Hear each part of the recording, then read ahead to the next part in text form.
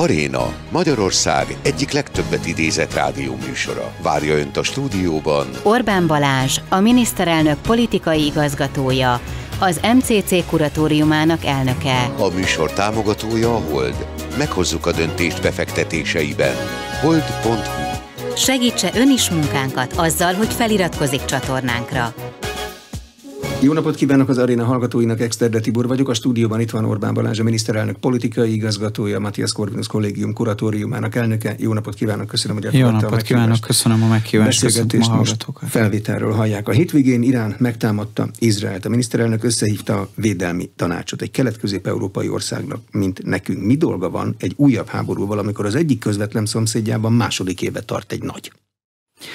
Hát sajnos azt már leginkább az előző évtizednek a középső felében megtanultuk, hogy ami közel-keleten történik, az közvetlenül érinti Magyarország békéjét és biztonságát. Ugye emlékezzünk, hogy a migrációs válság, aminek tekintetében majdnem 400 000 ember jelent meg Magyarország déli határainál, az tulajdonképpen egy közel-keleti regionális konfliktusnak a következménye. Tehát sajnos egy olyan világban élünk, hogy egy olyan globalizált rendszerben élünk, ahol tőlünk egyébként távoli események is kihatnak Magyarország biztonságára, ezért célszerű minden ilyen esetben összehívni a védelmi tanácsot, ami kifejezetten egy erre specializálódott kormányzati testület, áttekinteni a tennivalókat, illetőleg megfogalmazni a magyar álláspontot. Ebben a helyzetben a magyar álláspont egyértelmű, mi elítéljük a támadást, fontosnak tartjuk Izrael önvédelemhez való jogát, és az eszkaláció elkerülése ellen szólalunk fel, ugye abból kiindulva, hogy egy közel-keleti országok közötti reguláris háború az beláthatatlan következményekkel járna. Magyarország érdeke az, hogy ilyen közel-keleti országok közötti direkt háborús konfliktusra semmiképpen ne következzen be. Védelmi tanácsnak, a miénknek van információja arról, hogy pontosan mi történt? A térképet nézve itt 2-3 országon kellett Iránnak átlőnie, hogy Izraelt elérje. Természetesen van információnk, ugye a meghatározott szakszolgálatok vezetői, a honvédelmi miniszter, a külügyminiszter, a belügyminiszter, a belbiztonsági kérdések tekintetében az ebben a szakaszban és ebben a helyzetben szokásos rendszerint beszámolt arról. Hogy működik a védelmi tanácsülés? A miniszterelnök összehívja, és addig oda már mindenki egy előkészített rendszerinti jelentési kötelezettséggel megy. Így van, tudnia kell, hogy mit fog a miniszterelnök kérdezni, és arra elő kell készíteni a választ. Hát meg tudnia kell, hogy mi a helyzet, és mi azon a területen, mondjuk a diplomácia területén, a belbiztonsági összefüggések tekintetében, a honvédelmi összefüggések tekintetében, a társult szakszolgálatoktól begyűjtött információk tekintetében mik azok az adatok, amik a rendelkezésünkre állnak, és abból milyen döntések és milyen következtetések adódhatnak. Belföldi döntéseket is kell a védelmi tanácsnak hoznia, mondjuk a belügyminiszter kap ilyenkor feladatot? Hát természetesen, ugye ezekben a helyzetekben minden európai országban sajnálatos módon szinte automatizmus szerint a terrorveszélyhelyzet szintje az emelkedik, tehát ilyenkor a belügyminisztériumnak be kell számolnia arról, hogy a rendvédelmi szervek a terrorfenyegetés elhárítása, az arra való felkészülés tekintetében mit végeztek. Mennyire írja át egy ország? Ugye emlékszünk rá, csak hogy egy kicsit aláhúzzam azt, amit elmondtam, hát ugye az október 7-i támadásokat követően emlékszünk rá, hogy az azt követő hetekben, hónapokban Nyugat-Európa több nagyvárosában milyen erőszakos események, tüntetések, de akár terrorcselekménynek is minősítő esetek, milyen gyülekezési joggal való visszaélések történtek, ezek mind minden ország számára belbiztonsági kérdések. Mennyire kell egy ilyen esetben, mondjuk egy Irán-Izrael elleni támadása esetén átírni Magyarország stratégiáját? A történelem szerint nem volt még példa arra, hogy Irán saját területéről országokat átszelve indítson támadást Izrael ellen. Igen, ugye Magyarország stratégiája ebben az átalakuló, megváltozó világrendben, ami egy elég jelentős konfrontációkat is magába foglal. Ugye az elmúlt években olyan háborús helyzetekre kellett felkészülnünk, és olyan bizonytalanságot látunk magunk körül, olyan instabilitás van a mi közvetlen szomszédságunkban lévő országunkban, amikhez egyszerűen nem szoktunk hozzá. Tulajdonképpen a hidegháború lezárása óta ilyen helyzet nem volt egy olyan európai ország számára belátható, mint Magyarország. Ebben nekünk van egy általános stratégiánk. Az általános stratégiánk az körülbelül úgy foglalható össze, leegyszerűsítve, hogy mi a béke követei vagyunk. Tehát mi minden olyan diplomáciai, gazdasági, politikai erőforrást, amink rendelkezésre áll, és ameddig képesek vagyunk az eseményeket befolyásolni, azt arra szeretnénk felhasználni, hogy a világban zajló konfliktusokban nyugtassuk a kedélyeket, a békés együttélés, a kölcsönösen előnyös kereskedés mellett szólaljunk föl. Természetesen ezek a konfliktusok részben tőlünk kívül erednek, és nincs is hatalmunkban ezeket a konfliktusokat befolyásolni, de Magyarország pozíciója és a magyar kormány stratégiája ebben a nagyon rizikós és nagyon sok veszéllyel terhelt világpolitikai átrendeződésben mindig a béke és a békés egymás mellett élés propagálása. Tehát ugyanez a kiinduló pontunk az orosz-ukrán háborúban, ugyanez a kiinduló pontunk a balkáni térség tekintetében, ugyanez a kiinduló pontunk a közel-kelet vonatkozásában, de akár a tőlünk távoli indo-pacifikus térség esetében is. Hogy lehet az állandó bizonytalanságot beleírni egy stratégiába, mint egy fix pontot? Ellentmondásnak tűnik. Nem tudjuk, hogy mi lesz holnap. Hát igen, csak ugye olyan stratégiát alkotni, ami pedig nem veszi figyelembe a körülöttünk lévő világot, annak nem sok értelme van. Tehát ha jó stratégiát akarunk írni, akkor a körülöttünk lévő világból kell kiindulnunk. A körülöttünk lévő világnak a leírása pedig talán úgy foglalható össze, hogy pontosan a hidegháború lezárását követően a 90-es évek elejétől kezdve egy alapvetően neoliberális globalizációs modellen, kormányzási rendszeren és emberképen, meg állameszményen alapuló világrend volt az, ami meghatározó volt, és ami viszonylagos rendet, meg stabilitást hozott, de ennek a világrendnek a körvonalai, a kontúrjai bizonytalanná váltak. Azt is mondhatjuk talán erősebben fogalmazva, hogy ez a világrend mára megszűnt. Azért szűnt meg, mert új hatalmi központok emelkedtek föl, újraindult nagyhatalmi versengés, a globalizációnak egy új fokát, egy új szintjét értük el, új kihívások jelentkeztek, világjárványok és közvetlen reguláris háborúk következményeképpen. Tehát az a világrend, amit korábban ismertünk, aminek volt egy logikája, aminek mentén az országok be tudtak rendeződni, az megszűnt. Az, hogy pontosan hogyan fog ez pár évtized múlva kinézni, ezt nem tudjuk, több szenárió is van, erről is szól a könyvem, amit a tavalyi év végén jelentettünk meg. Több szenárió is van, ezek homlok egyenest egymásnak ellentmondó szenáriók is, ahogy ön is fogalmazott, de itt nem az a kérdés, hogy a nagyhatalmi versengés végül hogyan fog eldőlni, hanem az a kérdés, hogy Magyarországnak ebben a helyzetben mit kell tenni. Ez kicsit olyan, mint hogyha természeti törvényszerűségeket vizsgálnánk. Ugye a nap mindenképpen fel kell. Ha akarjuk, ha nem. Ha tetszik nekünk, ha nem. Ha szeretjük, ha nem. A kérdés az, hogy mit csinálunk, amikor fel kell a nap. Magunkra húzzuk-e a takarót, vagy fölkelünk, elmegyünk-e fogat mosni, fölöltözünk, elmegyünk-e dolgozni. Tehát nekünk az a dolgunk, hogy ebben a helyzetben arra fókuszáljunk, ami Magyarország hatóköre és Magyarország nemzeti érdekéből következik, és ennek mentén egy tervszerű módon haladjunk. Tehát szerintem, ha valamikor, valamilyen helyzetben érdemes stratégiát csinálni, az pont ilyen bizonytalan, kiszámítható környezetben kell. Jó, de ha nem tudjuk, hogy az 5 forgatókönyvből, amit a könyvében ír, melyik fog megvalósulni, mert átmeneti állapotban vagyunk, akkor egy neutrális magyar álláspontot kell fölvenni, legyünk olyanok, mint egy kavics, amit nem fog összetörni, bármelyik is valósul meg, vagy egy határozottat vegyünk föl, és tartsunk ki emellett. Hát én mindig a határozott álláspont mellett érvelek, mert azzal tudjuk megkülönböztetni magunkat, ami a nemzetközi politikában nagyon fontos. A hitelesség, a bizalomépítés és a kapcsolatépítés szempontjából is. Tehát ha valaki mismásol, valaki eloldalog, valaki megpróbál besimulni, és ide is beszélni, oda is beszélni, azt ebben a kiélezett világpolitikai helyzetben nem sokra tartják, és nem sokat foglalkoznak vele. Az érdekeit meg aztán messze menőkig nem fogják figyelembe venni. Érdemes határozott álláspontot elfoglalni. Ugye ebből az egész világpolitikai átrendeződésből az én megítélésem szerint a legfontosabb kikristályosodó elem, ami most látszik, az az, hogy valamilyen módon a nyugati országok egy része, vagy leginkább a liberális elitje, az a blokkosodása, a blokkokba való rendeződés, a blokk logikának a megerősödésében látja a stratégiai kihívásokra adott hatékony választ. Aki nincs velünk, az ellenünk van. Igen, pontosan így van. Ugye az angol szavak csak úgy röpködnek a vonatkozó szakirodalmakban, meg a nemzetközi sajtó vonatkozó cikkjeiben.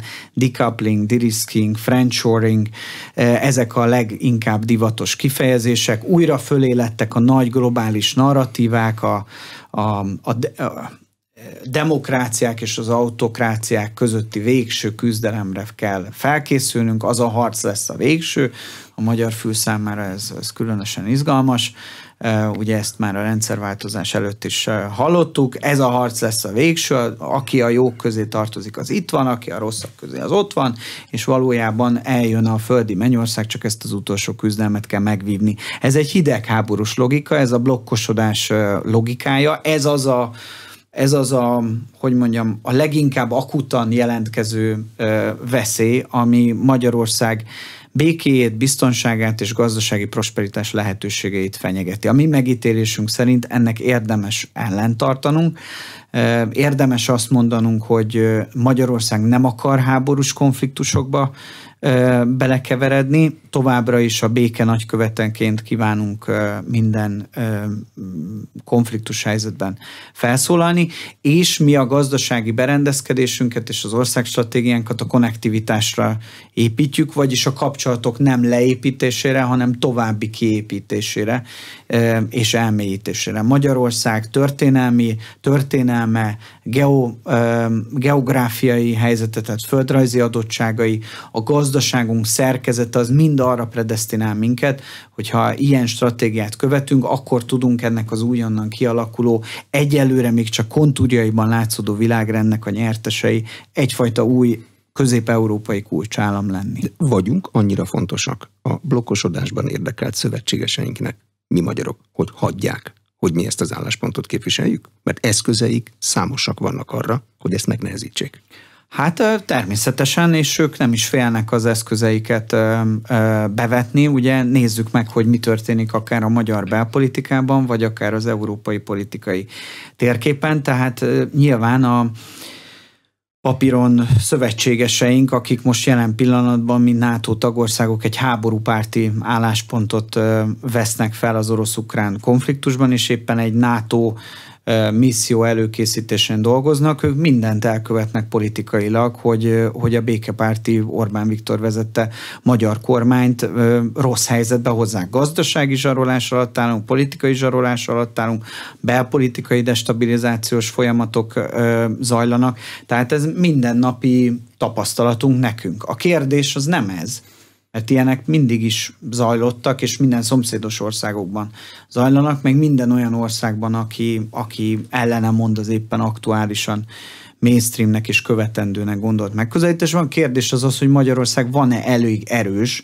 és elég stabil, hogy ellentartson. És ebben nekem az a meglátásom, hogy igen, vagyunk annyira erősek, és vagyunk annyira stabilak. Ugyanis a 2022-es választások kapcsán a mostani kormány felhatalmazása az egy békepárti álláspont mellett szól. Ráadásul minden közvéleménykutatásból az látszik, hogy pártpolitikán túlmutató egység van a magyar társadalomban abban a tekintetben, hogy bármit csinál a NATO, bármit csinálnak a nyugat-európai országok, nekünk egy háborús konfliktusban, mondjuk Oroszország és Ukrajna között nem szabad belesodródnunk. Tehát ha van társadalmi támogatottság, és az kormányzati támogatásban manifestálódik, akár újra a most előttünk álló európai parlamenti és önkormányzati választásokon, akkor meg tudjuk őrizni stabilitásunkat, és a kormány ellen tud tartani a nyomásgyakorlásnak. Egyébként pedig nem kell megijedni, mert nem vagyunk egyedül. Például az orosz-ukrán háborúban elfoglalt pozíciónk az lehet, hogy a nyugaton belül kisebbségi pozíció, de a nyugati világon kívül pedig a többség hasonlóképpen gondolkodik. Ráadásul ugye egy szuperválasztási év előtt is vagyunk, az Európai Parlament összetétele is meg fog változni, és Amerikai Egyesült Államokban is elnökválasztásra kerül sor. A republikánusok elnök jelöltje pedig ebben a háború tekintetében pontosan ugyanazt az álláspontot foglalja el, mint Magyarország. Tehát van arra esélyünk, hogy az év végén a nyugaton belüli pozíciónk is sokkal kedvezőbb lesz, mint az év elején, vagy a most a napokban. Békepárti álláspont az miben különbözik attól, hogy az agressziót elszenvedő Ukrajna adja meg magát? Miben különbözik attól? A béke, az hogy lehet elérni, vagy Oroszország visszavonja csapatait Ukrajna területéről, vagy Ukrajna megadja magát. Mi nem a megadásban gondolkodunk, hanem, mert az egy egyoldalú aktus. Tehát mi a tűzszünetben, mint egy rövid távú konfliktus befagyasztás, abban gondolkodunk, és utána egy nagyon hosszú, és nagyon fájdalmas, és nagyon nehéz béketárgyalás rendszerben gondolkodunk, ami nem csak a két hadviselő fél között zajlik, tehát nem csak Ukrajna és Oroszország van benne bevonva, hanem például az Amerikai Egyesült Államok, remélhetőleg az európai országok sem lesznek kihagyva, és még az, akit más szereplők beszeretnének hozni, és a világhatalmi átrendeződésben fontos szerepet töltenek be. És ezen béketárgyalások eredményeképpen egy kétoldalú megállapodás, tehát nem egy egyoldalú pozíciófeladás, hanem egy kétoldalú megállapodásban, vagy több oldalú megállapodásban kellene rendezni hosszú távon nem csak Ukrajna jövőjét, nem csak a mostani háború helyzetét, hanem az egész eurázsiai biztonsági architektúrának a következő évtizedekben felvázolt jövőjét. Mi ebben gondolkodunk, és ez ezért teljesen más az én megközelítésem szerint, mint bármilyen egyoldalú aktus. De van, vagy lehet Magyarországnak szerepe egy ilyen súlyú kérdés későbbi megoldásában? Egyszer Ukrajna ügyében már van egy budapesti megállapodás Ukrajna területi épségéről még a 90-es évekből. Hát mi azt reméljük, hogy lesz szerepe Magyarországnak, természetesen tisztában vagyunk a súlyunkkal és a lehetőségeinkkel. A legfontosabb szerepet szerintem most visszük a háborús konfliktus ideje alatt, amikor azt mondjuk, hogy de hát van alternatíva. Amikor a szövetségeseinket arra próbáljuk rábírni, és arra próbálunk rávilágítani, hogy de hát az elhibázott háborús döntéseknek negatív következményei vannak, egyre rosszabb az európai, egyre rosszabb a nyugati pozíció, és ehhez képest stratégiát kellene váltani, radikálisan újra kellene gondolni. Ezt a magyar megközelítést, ezt mi 2 éve mondjuk, és ezáltal próbáljuk állandóan tágítani az értelmezés és a stratégiai gondolkodás terét. Aztán, ha elindulnak az ezzel kapcsolatos tárgyalások, amik egyszer el fognak indulni, a kérdés csak az, hogy mikor. És amikor elindulnak, vajon a nyugat jobb helyzetben lesz-e, mint most? Félek attól, hogy a nyugat sokkal rosszabb helyzetben lesz, minél inkább halogatja a diplomáciai kapcsolatfelvétel ügyét, annál rosszabb stratégiai pozícióba fogja manőverezni magát a nyugat a béketárgyalások során. De ott is lesz nyilvánvalóan egy magyar kontribúció, ami most veszélynek látszik, az pontosan az, hogy az önálló európai megközelítés hiánya miatt fennáll annak a veszélye, hogy ez a konfliktus végső soron majd egy amerikai-orosz megállapodással fog záródni, amiből ki fogják hagyni az európaiakat. Tehát szerintem nekünk és a magyar kormány szerint az európaiaknak most azért kellene a béke követeiként fellépniük, és először befagyasztani a konfliktust, majd utána egy meghatározó szerepet vinni a béketárgyalásokban, mert ha nem, akkor ki leszünk szolgáltatva, úgy, ahogy az elmúlt 2 évben az elhibázott döntések következményeként kiszolgáltattuk magunkat az amerikai politikai megközelítéseknek. Ez egy óriási hiba, európai stratégiai autonómia teljes hiányáról tett Európa tanúbizonyságot az elmúlt 2 évben. Az európai parlamenti választásoknak, ami itt van a nyakunkon, ez a háború vagy tűzszünet kérdése, ez fő témája lesz?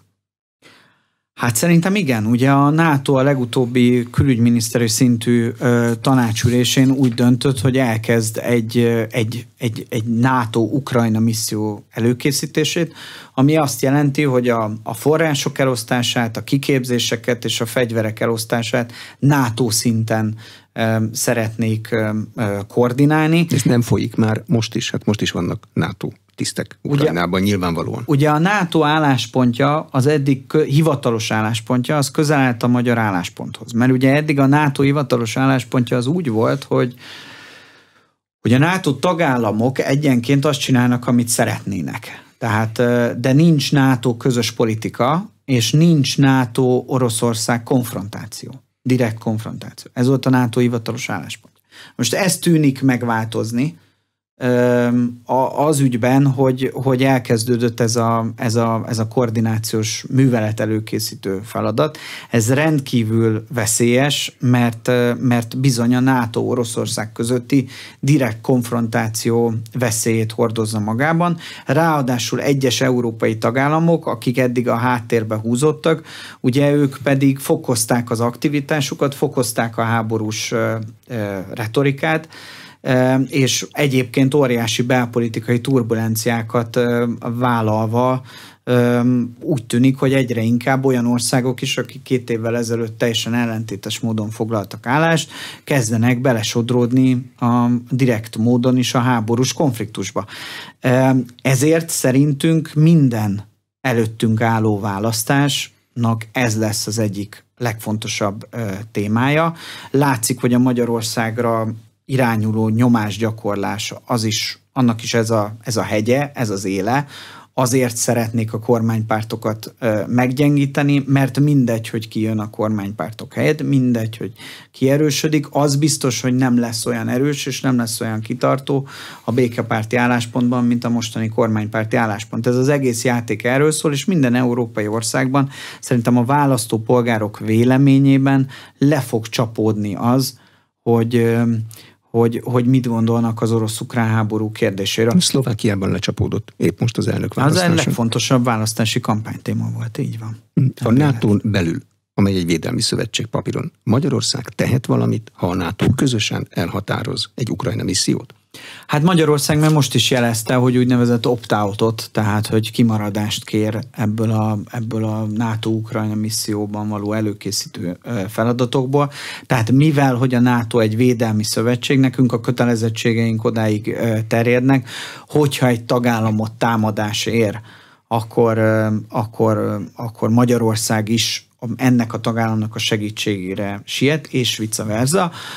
A másik része pedig, hogy van egy olyan NATO-n belüli megállapodás, hogy a magyar haderőfejlesztésre mennyit forrást kell fordítani. Ennek mi évek óta egyébként a NATO tagállamok kisebbségét tömörítő elit csoportba tartozóan eleget teszünk, tehát mi 2%-nál több forrást fordítunk a magyar haderőnek a modernizációjára és a magyar hadsereg megerősítésére. Ezt a feladatunkat ellátjuk, de egyébként arra nem lehet minket kötelezni a politikai nyomásgyakorlás ellenére sem, hogy egy ilyen NATO területén kívüli misszióban részt vegyünk. És amíg ez a kormány képviseli Magyarországot ezeken a megállapodásokon, addig ez nem is fog bekövetkezni. Mi történik, hogyha egy NATO misszió közben mondjuk Lengyelországot támadás éri? Hát erre senkinek nincsenek válaszai. Tehát erre nem tudok önnek válaszolni.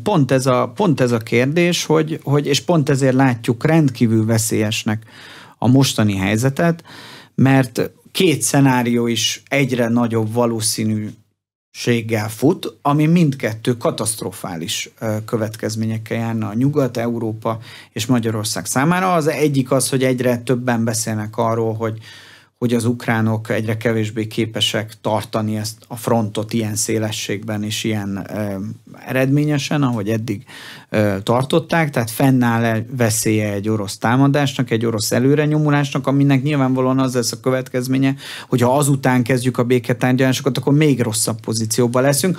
A másik, amit ugye ön is említett, hogyha minél több NATO aktivitás van, minél több katonai aktivitás történik NATO tagországok területéről, akkor azt azt az oroszok úgy fogják értelmezni, hogy akkor itt a háború kiteljesedése és kiszélesítése történik, tehát fennáll a NATO tagállamok konkrét és közvetlen belesodródásának veszélye, és éppen ezért gondoljuk ezt egy rendkívül káros és rendkívül rossz megközelítésnek, de ugyanúgy, ahogy mi is elvárjuk a többi tagállamtól, hogy tartsa tiszteletben a magyar megközelítést, mi a többi tagállam döntéséért nem tudunk felelősséget vállalni, annyit tudunk jelezni, hogy Magyarország nem enged át fegyverszállításokat, nem szállít fegyvereket, nem küld katonákat, és nem gondolja azt, hogy Oroszország és Magyarország között direkt katonai konfliktus lenne, vagy háborús helyzet lenne, annak ellenére, hogy a többi szomszédos ország egyébként hogyan gondolkozik erről a kérdésről.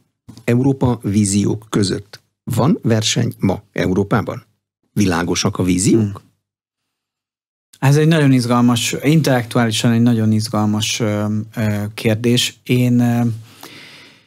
Én úgy látom, hogy noha az európai pártpolitika, különösen mióta az Európai Parlament megerősödött, tehát közvetlenül választjuk a képviselőket, illetőleg a hatáskörét tekintve is egy fontosabb intézmény lett, az azt a képet sugallja, mintha az európai politikának alapvetően pártdimenziója lenne. Tehát jobboldali pártok, baloldali pártok, liberális pártok, nem tudom, konzervatív pártok, kereszténydemokrata pártok, és egy ideológiai alapú pártprogram küzdelem zajlana az európai politikai térben. Én mindig azt gondoltam, hogy ez egy hamis látszat, és szerintem az elmúlt 5 évben velünk történt fejlemények, azok ezt igazolják, hogy ez miért egy hamis megközelítés. Valójában Európai Unión belül 2 fajta irányzat küzd egymással. Az egyik irányzat szerint az Európai Egyesült Államok az egy kívánatos projekt, tehát valójában az európai túlélés záloga az Európai Uniónak egy állammá való átszervezése, egy nemzetek feletti állammá vagy birodalommá való átszervezése, amelyben a hatáskörök az a perifériáról a centrumra kerülnek, és tulajdonképpen a nemzetállamok szuverenitását az amennyire lehet korlátozni kell, és így tud Európa hatékonyan válaszolni a globális kihívásokra.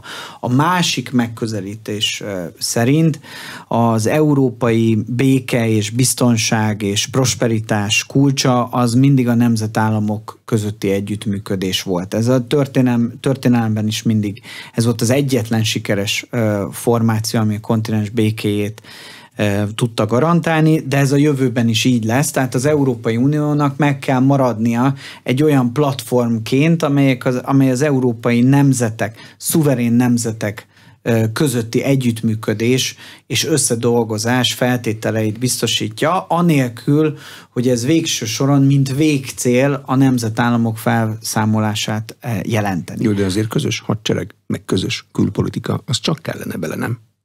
Hát szerintünk nem. Egyik sem.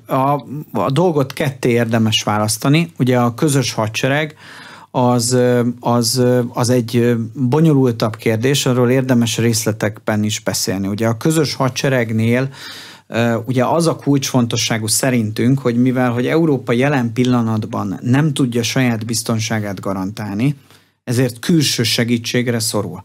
Tehát tulajdonképpen a NATO amerikai ága garantálja a NATO európai ágának biztonságát.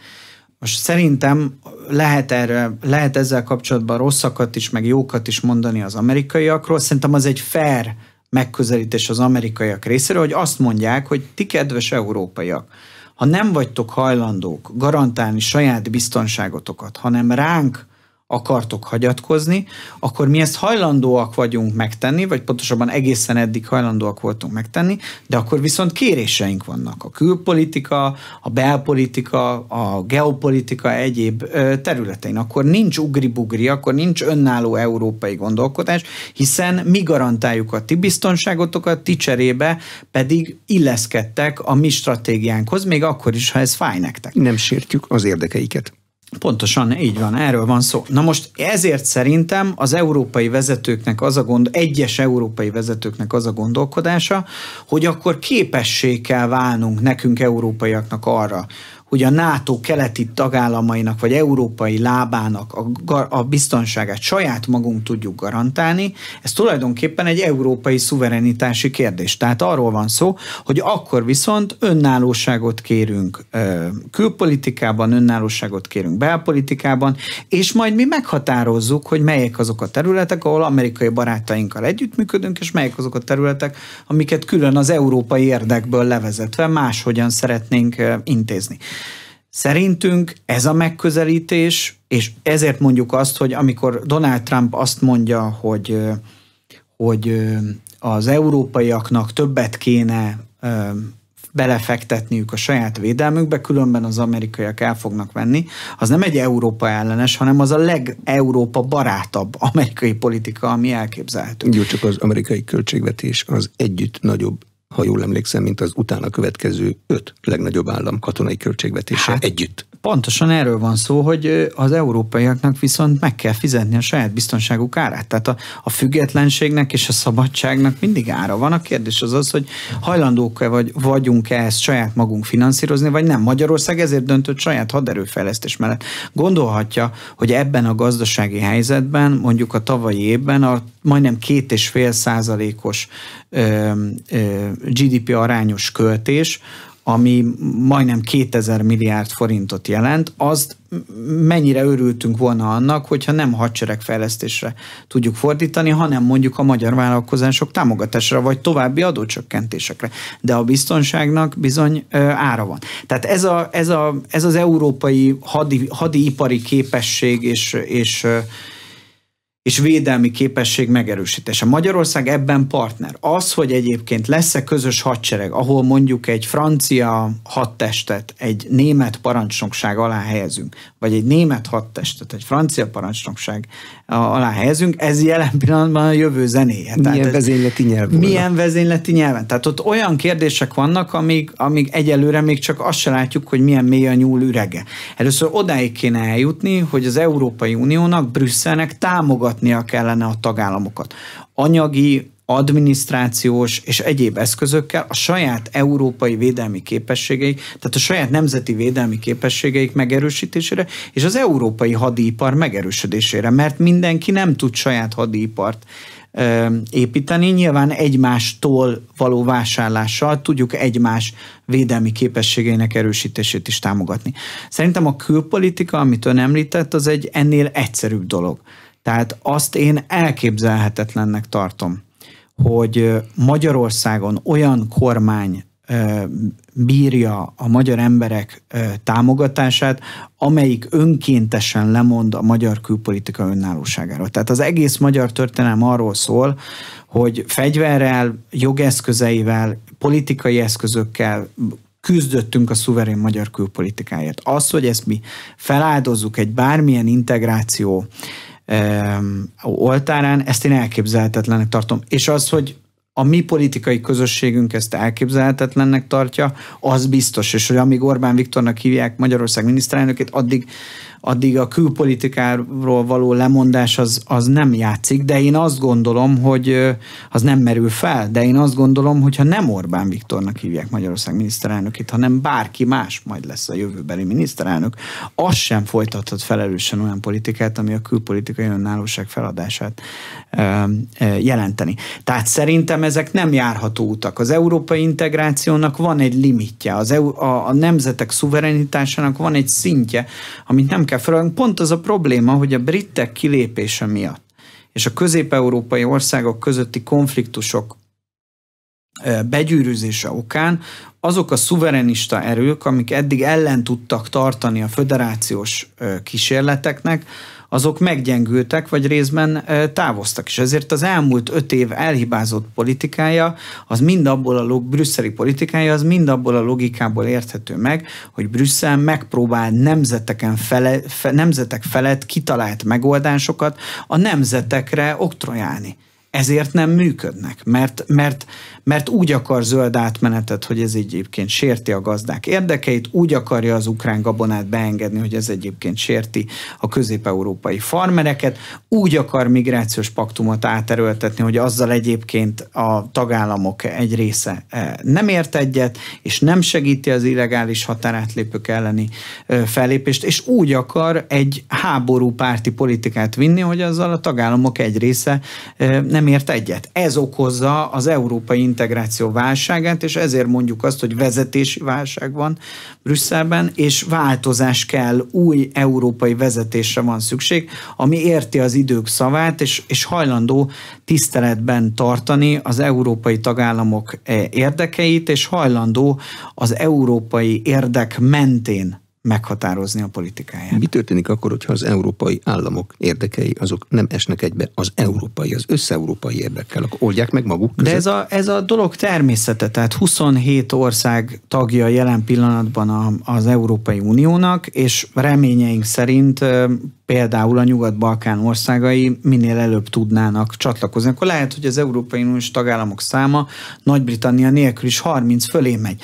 Na most olyan a világon nincsen, hogy Portugália geopolitikai érdekei, meg Albánia geopolitikai érdekei, meg Svédország geopolitikai érdekei, meg Hollandia geopolitikai érdekei 100%-osan fedik egymást. Ez a dolog természete. Ezért találtuk ki az Európai Uniót. Nem azért találták ki az alapítóatyák az Európai Uniót, mert azt gondolták, hogy majd egyszer mindenki egyet fog érteni mindenben. Hanem, hogy ne legyen még egy háború. Hanem, hogy ne legyen még egy háború, és legyen egy olyan felület, legyen egy olyan hely, ahol ezeket az eltérő érdekeket meg lehet próbálni kölcsönösen előnyös együttműködések mentén kiegyenlíteni. Ehhez képest ugye miközben, ahogy ön is mondta, az Európai Unió egy békeprojekt, ami a gazdasági növekedésről szól, az elmúlt 5 év politikájának következményeként az Európai Unió egy háborús projekté változott, ahol nyomás alatt vannak helyezve, és el vannak hallgattatva azok a tagállamok, amik ezzel nem értenek egyet, és az elhibázott háborús politika következményeként nem gazdasági fejlődés, hanem gazdasági hanyatlás van az Európai Unió területén. Tehát olyan rossz politikát folytatott a brüsszeli bürokrácia vezetése, hogy az megkérdőjelezte az európai integráció eredeti céljának érvényesülését. Ezért kell egy teljesen új intézményi vezetést összerakni. A szuverenisták azok győzelemre állnak? Mostani álláspont, mostani mérések szerint egy következő európai parlamenti választáson? Hát én azt remélem, hogy erősödni fognak, és még ezen túlmenően is, hogy mondjam, közelebb is kerülnek egymáshoz, és egy koordináltabb együttműködést fognak tudni kialakítani, és ezáltal a hangjuk az európai politikai diskurzusban erősebb lesz. Ugye a probléma az leginkább úgy foglalható össze, hogy például az Európai Bizottság, tehát egyes európai intézmények vezetői, azok nyomás alatt vannak az Európai Parlament baloldali, liberális, zöldpárti többsége részéről, politikai nyomás alatt vannak helyezve. Beperlik őket, azzal fenyegetik. Beperlik őket, így van, meg különböző határozatokat fogadnak el ellenük ki, meghallgatásokat szerveznek, ahol ott a szőnyeg szélére vannak állítva, azért, mert csinálják a munkájukat, és mert olyan dolgokat tesznek, amiket az alapszerződésben foglalt szabályok szerint nekik meg kellene tenniük. Ez egy olyan negatív tendencia, hogy ilyen módon átpolitizáljuk az európai intézmények működését, amit mindenféleképpen meg kell állítani. Ez alapvetően szembe megy Magyarország érdekével. Gondoljunk csak bele abba, hogy tehát ugye, ahogy említettem, a háborús megközelítésünk miatt, meg a migrációs politikánk és a gender politikánk miatt így is komoly diszkrimináció alatt állunk az Európai Bizottság részéről. És az Európai Parlament pedig még a tekintetben is nyomást helyez a bizottságra, hogy azokat a forrásokat, amiket már ők sem tudtak visszatartani, mert minden jogi követelménynek nyilvánvalóan a napnál is világosabb módon megfelelünk, azokat még utána jogellenesen visszavonják Magyarországtól. Tehát ez olyan skandallum, ami szerintem soha nem történt meg az európai együttműködés történetében. Azt már csak én teszem hozzá, hogy ehhez képest Az pedig különösen felháborító, hogy ehhez az Európai Parlament egyes magyar tagjai pedig asszisztálnak. Nem csak asszisztálnak, hanem ők maguk is tevékenyen részt vesznek az Európai Parlament ilyen fellépésében. Tehát az Európai Parlamentben Európai Parlamentnek 705 tagja van. Ebből csak 21 magyar. Természetesen szövetségeket kötünk, és több képviselő áll ki mindig Magyarország mellett, mint Magyarország súlya. De az, hogy a magyar parlamenti képviselők, az a 21 képviselő nem áll ki Magyarország érdekei mellett, függetlenül attól, hogy mit gondol a kormány politikájáról, mert ezek azon túlmutató kérdések. Az, hogy a tanárok béremelése megérkezik-e vagy nem, az kormánypolitikán túlmutató kérdés. Az, hogy egyébként elkészülnek-e azok a fejlesztések ilyen nehéz gazdasági helyzetben, azok, pártpolitikán túlmutató érdekek. 21 képviselői helyünk van. Ha azt a 21 képviselői helyet nem tudjuk olyan parlamenti képviselőkkel feltölteni, akik Magyarország érdekében szólalnak fel Brüsszelben, akkor az egész szövetségkötési ügyünk az ehhez képest másodlagos. Tehát én arra helyezném a hangsúlyt, hogy arra figyeljünk oda a június 9-i választásokon, és nyilván mi ebben szeretnénk kérni a választópolgároknak a bizalmát és a támogatását, hogy minél több olyan képviselőt küldjünk erre a 21 helyre, aki a következő 5 éves ciklusban Magyarországért lobbizik, és ilyen szempontból büszkén lehet használni a lobby szót az ottani intézményekben. És egyébként, ha ebben képesek vagyunk jó eredményt elérni, akkor meg fogjuk találni azokat a szövetséges pártokat és azokat a szövetséges képviselőket, amelyekkel együtt az európai szuverenistáknak a hangját fel tudjuk hangosítani, nem csak itthon, hanem Brüsszelben is. Ország számít Magyarország szövetségesének szuverenitás ügyben? A V4-ek szuverenisták? Mindahányan? A V4-ek azok jelen pillanatban megosztottak a háború kérdésében. Ugye Csehország és Lengyelország nyíltan háborúpárti álláspontot foglal el. Ugye, ahogy ön is említette, Szlovákia esetében az elmúlt hónapokban bekövetkezett változások miatt úgy látszik, hogy egy békepárti szuverenista fordulatot látunk. De egyébként ezt leszámítva, ugye én minden országban azt látom, hogy megvannak azok a szuverenista erők,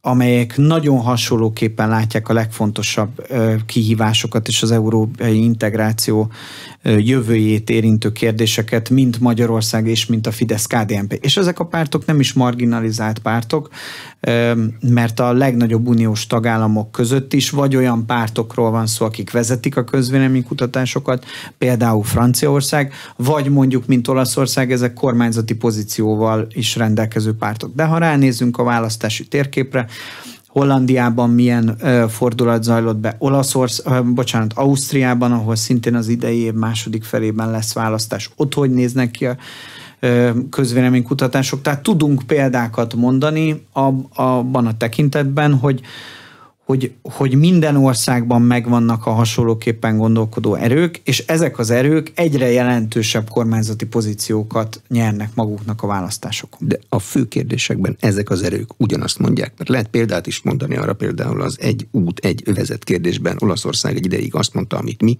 majd ebben az évben kilép. Igen, de ez a nemzeti szuverenitás kérdéskör. Tehát ha komolyan gondoljuk azt, hogy képesek vagyunk egy nemzeti konzervatív szövetséget is létrehozni. Ugye a liberális pártoknak azért könnyű nemzetközi szövetséget létrehozni, mert a liberalizmusnak az alapvető struktúrája és a gondolati magja az minden országban ugyanaz. Tehát egy liberális az Dél-Koreában, Timbuktuban és Washingtonban is körülbelül ugyanazt gondolja a világról, és ugyanazt a kormányzati módszert meg elvrendszert szeretné látni a gyakorlatban.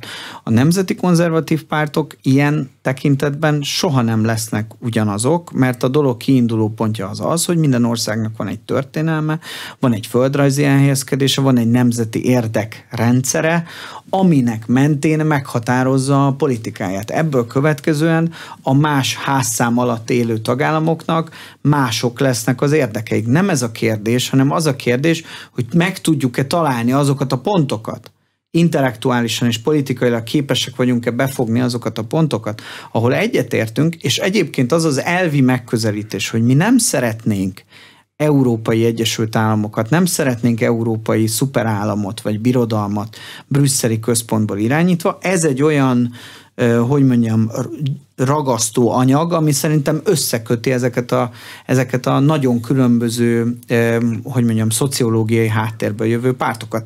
Tehát én bizakodó vagyok, csak egyszerűen tudni kell, hogy egy nemzeti konzervatív nemzetközi pártszövetség az mindig más módon működik, mint egy liberális nemzetközi szövetség. Ha jól értem, a Huszárvágás című könyv egyik fő mondani valóját, Magyarországnak nem csak méret, hanem képességarányos politikát is kell folytatnia. De mi adja Magyarország képességét? Ez nincs benne így a könyvben, de egy nagyon jó megfogalmazás. Na, köszönöm. De hát mi adja Magyarország képességét? Mármint arra, hogy egy ilyen legyen konnektivitás stratégiát vigyen véghez? Igen. Hát szerintem ugye egyrészt földrajzi elhelyezkedésünk. Az adott. Középen vagyunk. Igen. Kelet-nyugati, ráadásul nem csak középen vagyunk, hanem hagyományosan a szárazföldön keresztül zajló kelet-nyugat irányú kereskedelem középpontjában vagyunk. Hagyományosan is rajtunk keresztül futottak ezek a kereskedelmi és egyébként migrációs útvonalak is, tehát nem véletlenül vannak azok a migrációs kihívások se, amikkel szembesülünk. A legrövidebb úton akar menni mindenki. Hogyne. A dolog másik része, hogy ugye a magyar az egy nagyon különleges nemzet, mert ugye nekünk keleti gyökereink vannak, és egyébként az államalapítás, meg ugye a vándorlások következtében annak a végül mi integrálódtunk a nyugati gazdasági, politikai és államrendszerbe. A keleti gyökereink megvannak, a nyugati integrációnk pedig adottság. Ezzel nem sok ország rendelkezik. Tehát és ennek komoly alapja van. Az ember Dél-Koreától Törökországig sok helyen jár, és mindenhol rokon népként tartanak számon minket. Ez egy olyan adottság, amire építeni tudunk, mi kulturálisan, politikailag, gazdaságilag tudunk közvetíteni. A másik, erről ugye eddig nem beszéltünk, de ugye maga a magyar gazdaság szerkezete. Ugye Magyarország egy 10 milliós ország. A belső piacunk kicsi, tehát mondjuk egy India méretű ország esetében nem kell azon gondolkodni egyik sikeres indiai vállalatnak sem, hogy hogyan fog az ország határon kívül boldogulni. Mert az ország határon belül több mint 1 milliárd ember, 1 milliárd 300 millió ember rendelkező belső piac van. Tehát ha ott domináns pozícióba jut valaki, akkor ezzel már önmagában világpiaci szereplővé is válik. Ugye Magyarország esetében a helyzet az más. Tehát nekünk ásványi anyagaink nincsenek, alapvetően kicsi a belső piacunk, tehát ha gazdaságilag meg szeretnénk erősödni, akkor az ideérkező külföldi befektetőknek és a magyar közepes és nagyvállalatoknak kell együttműködni, és kell olyan termékeket előállítani a magyarok ambíciójából és munkateljesítményéből adódóan, amelyeket képesek vagyunk a világpiacon értékesíteni. Tehát exportra termelünk. Az egyik legnyitottabb és leginkább exportvezérelt gazdaság, ezért a magyar. Ez nekünk az egyik kitörési pontunk. Ebből következik az is, hogy a közkeletű ellenzéki vélekedésekkel szemben a magyar gazdaság nem egy monokulturális gazdaság, nem egy összeszerelő üzem, hanem a világ a Harvard vonatkozó indexe szerint a Harvard 11. legkomplexebb gazdasága. Tehát nálunk a legtöbb szektor, legtöbb típusú vállalata vagy megközelítése itt van, tehát könnyű kapcsolódni. Ezért gondolom azt, hogy a konnektivitás stratégiája, amikor mi nem bezárkózunk, hanem együttműködéseket keresünk, amikor mi úgy építjük az infrastruktúrát, amikor mi úgy fektetünk be a humántőkébe, amikor mi olyan külpolitikát viszünk, amelyik mind attraktív a külföldi befektetők számára, és mind alkalmas arra, hogy a magyar nemzeti bajnokainkat megerősítsük, új exportpiacokat találjunk nekik, illetőleg a magyar KKV szektort is feljebb tudjuk emelni. Ez szerintem az egyetlen életképes nemzeti stratégia. Ennek a stratégiának a sikeres végrehajtása esetén van arra igazán lehetőségünk, hogy végérvényesen csatlakozzunk a fejlett országok táborához, és mondjuk a magyar gazdaság nominális teljesítményét megduplázzuk az évtized végére. Huszárvágás a könyvnek a címe, de a huszár az egy olyan katona, aki a saját zsírjára vállalkozik. Ha sikerül, benne van a történelemkönyvben, ha nem sikerül, elfelejti mindenki. Egy országgal, de és közben a főerőt nem érinti a huszárcsíny, mert az érintetlen marad. Egy országgal meg lehet csinálni ilyet? Hát azért ez egyfajta értelmezése a huszár világnak, azért a huszár motívum az tulajdonképpen az egyik legjelentősebb magyar katonai innováció. Fölcsapja a csákóját is.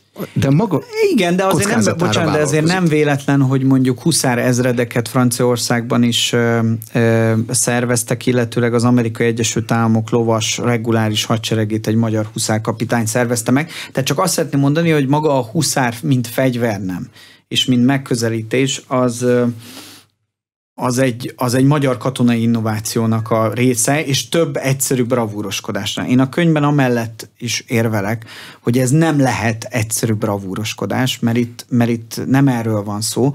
Itt minden képességünkre szükség van, mert itt olyan események történnek a blokkosodáson keresztül, ami annak rémével fenyeget, hogy itt nem gazdasági fejlődés, hanem gazdasági hanyatlás lesz. Annak rémével fenyeget, hogy a világpolitikai konfliktusok begyűrűznek Magyarországra. Annak rémével fenyeget, hogy tulajdonképpen geopolitikai értelemben perifériára sodródunk. Ez a magyar huszáros megközelítés, ami egy bátor, bravúros, váratlan mozdulatsort eredményez, ezzel kell operálnunk ahhoz, hogy sikeresek akarunk lenni. Ez bátor és bravúros, de nem lehet bravúroskodó. Magyarországnak mindig tudnia kell a helyét, mindig tudnia kell a méretét, mindig tudnia kell a lehetőségeit, a mozgásterét jól fel kell mérnie, és a saját nemzeti érdekeivel nagyon tisztába kell lennie. De nekem az a meggyőződésem, hogy ebben az átalakuló világrendben, ahol nincs egy ideológia, vagy nincs egy központ, ami megmondja, hogy miről hogyan kell gondolkodni, és hogyan kell viselkedni. Hosszú távon csak azok az országok tudnak sikeresek lenni, és ennek az új világrendnek a kulcsállamává válni. Mindegy, hogy ezek egyébként kisméretű, közepes méretű, vagy nagyméretű országok, amelyek a politikájukat a saját nemzeti érdekük képviseletére építik. Tehát szerintem egy olyan világrend következik, ami a nemzeti konzervatív kormányokra épül. Ebben Magyarország adottságai kiválóak, és ha képesek vagyunk ezt a stratégiát végrehajtani, akkor pedig a lehetőségeink is kifejezetten izgalmas és eredményes, stabil, biztonságos és prosperáló jövővel kecsegtetnek. Köszönöm szépen. Az elmúlt egy órában Orbán Balázs, a miniszterelnök politikai igazgatója, Matthias Corvinus Kollégium kuratóriumának elnöke volt az Aréna vendége. A műsor elkészítésében Módos Márton főszerkesztő vett részt. A beszélgetést a rádióban felvételről hallották, ha érdekesnek találták, iratkozzanak fel, javaslom, az Inforádió YouTube csatornájára, mert akkor a következő beszélgetést automatikusan megkapják, nem kell külön kutatómunkát végezni hozzá. Köszönöm a figyelmet, Exterde Tibor vagyok. A műsor támogatója a Hold. Nem csak vagyont, kockázatot is kezelünk 1994 óta.